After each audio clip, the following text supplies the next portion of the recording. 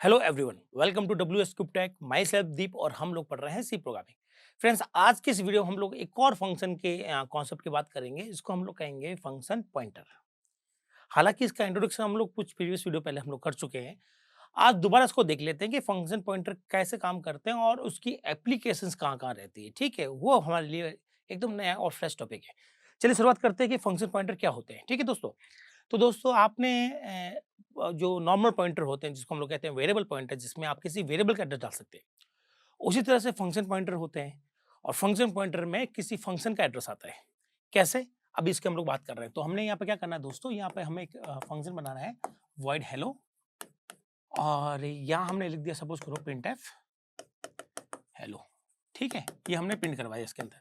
और एक हमारा मेन तो होगा ही होगा जहाँ से प्रोग्राम की शुरुआत होती है, और लास्ट में हमने लिख देंगे रिटर्न 0, और यहाँ हम लोग हेलो को कॉल करेंगे।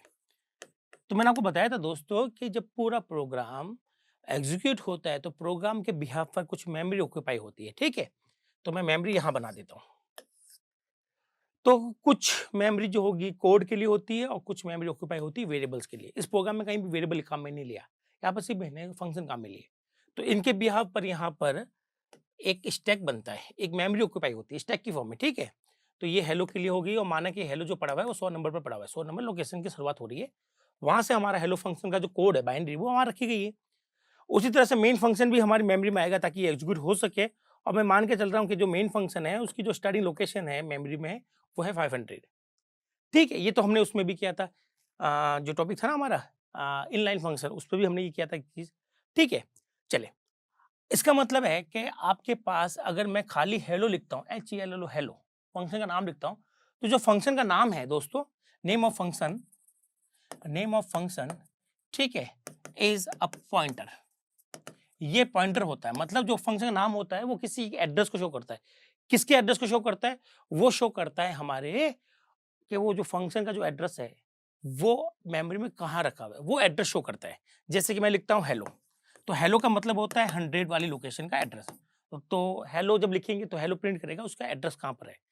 ठीक है, तो अगर मैं इसको प्रिंट करता हूँ, हेलो को कैसे प्रिंट करते हैं हम लोग, जैसे कि मैंने यहाँ पे मेन में आया और मैंने यहाँ लिख दिया प्रिंट एफ। ठीक है, पॉइंटर के लिए %p लगाएंगे हम लोग और यहाँ लिख देंगे हेलो।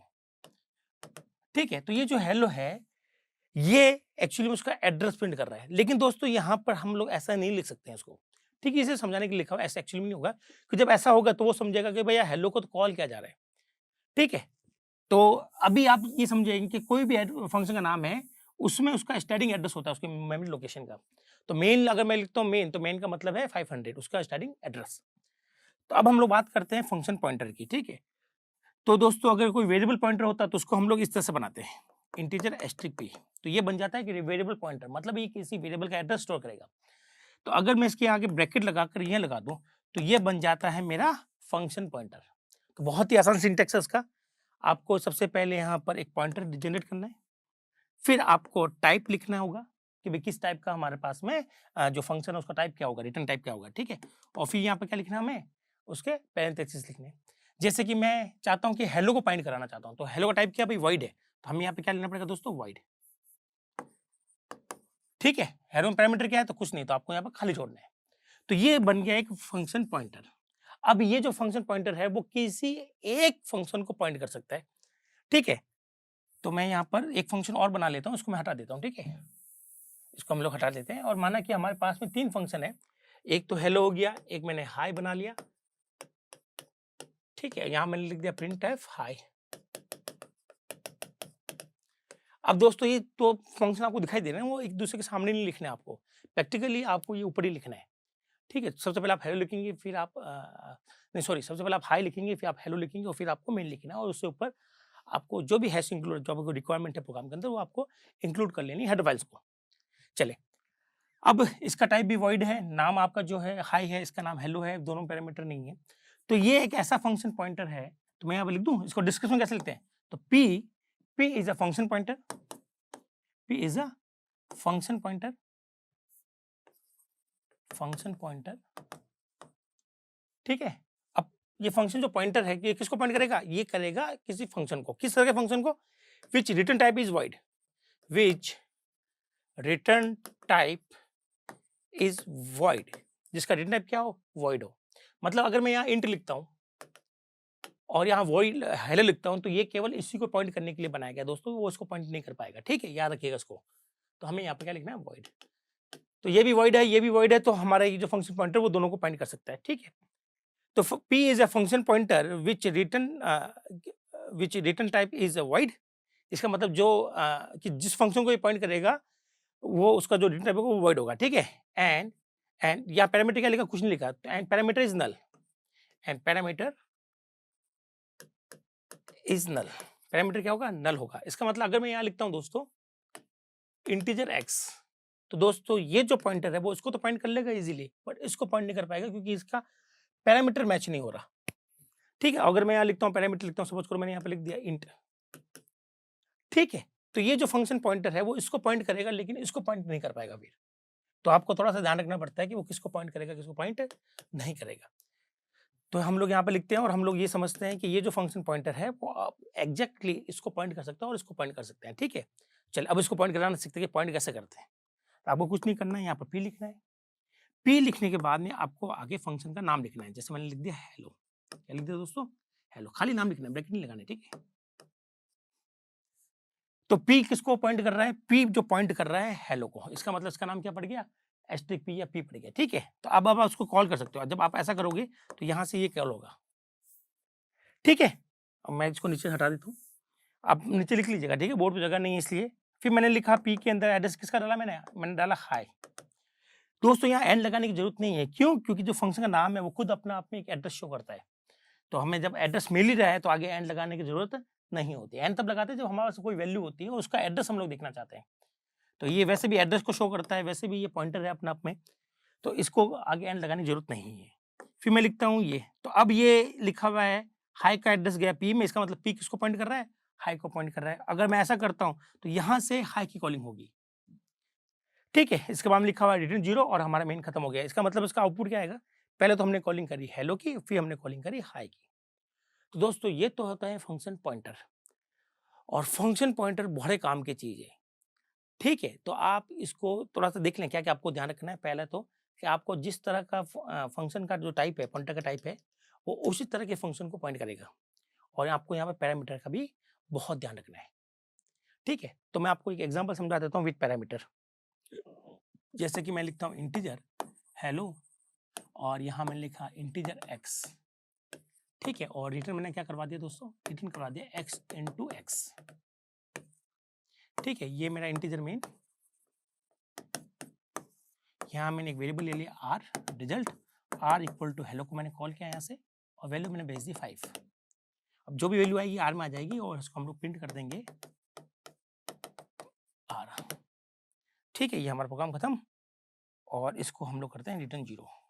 पहले इस प्रोग्राम को चला कर देखते हैं आउटपुट क्या आता है, ठीक है। शुरुआत होगी दोस्तों मेन से, नीचे आएंगे आर बनेगा, ये बन गया आर। फिर यहाँ से ये लाइन एग्जीक्यूट होगी, पहले यहाँ से हम लोग हेलो की कॉलिंग करेंगे, साथ में जो 5 है वो यहाँ पर फेंक देंगे। ये जो x है वो इस 5 को पकड़ लेगा, x की वैल्यू 5 हो चुकी है। अब ये रिटर्न क्या कर रहा है, 5 इंटू 5 25, ये 25 रिटर्न कर देगा इसके थ्रू। तो यहाँ पर आ जाएगा 25, ये हट जाएगा, यहाँ आ जाएगा 25। तो ये 25 किस में आ गया, आर में। तो आर की वैल्यू कितनी, 25। जब इसको हम लोग प्रिंट करेंगे तो क्या आंसर आएगा, 25, ठीक है। अब यही काम मैं फंक्शन पॉइंटर से करने वाला हूँ दोस्तों।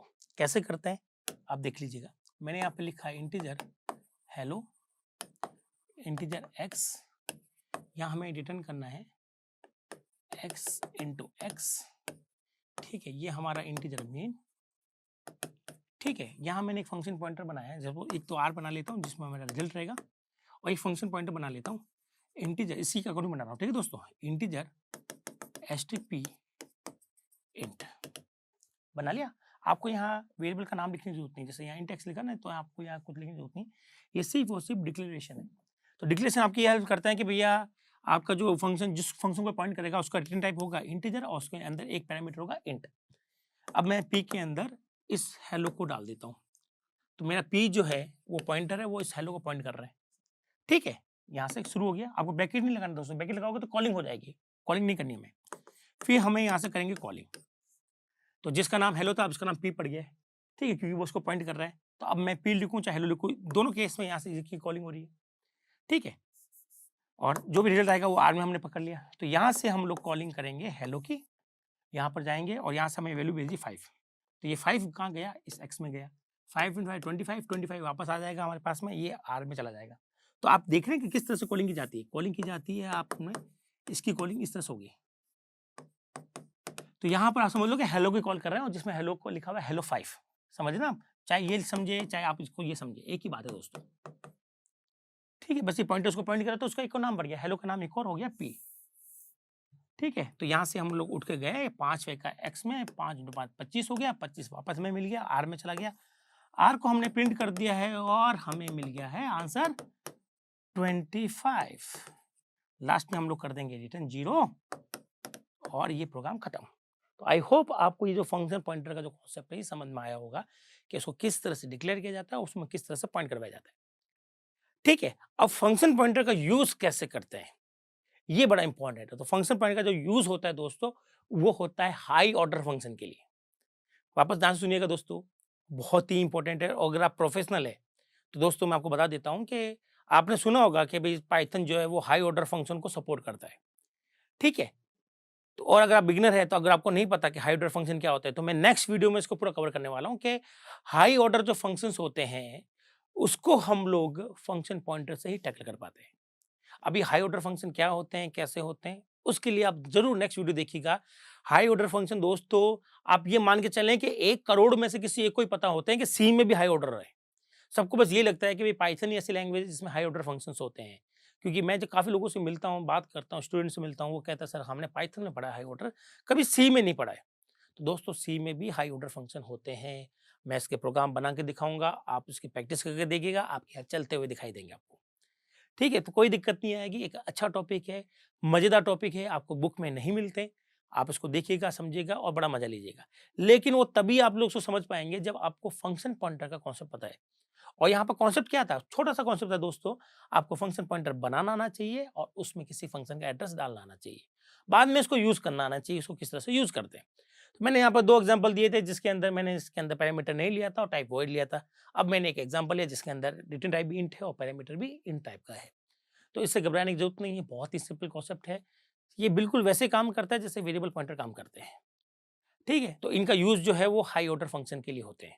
अब मिलते हैं नेक्स्ट वीडियो में। नेक्स्ट वीडियो का टॉपिक आपको पता चल ही गया है हाई ऑर्डर फंक्शन क्या होता है, तो फटाक से देख लेते हैं कि हाई ऑर्डर फंक्शन कैसे होते हैं। तो चलिए मिलते हैं नेक्स्ट वीडियो में, अब के लिए थैंक यू।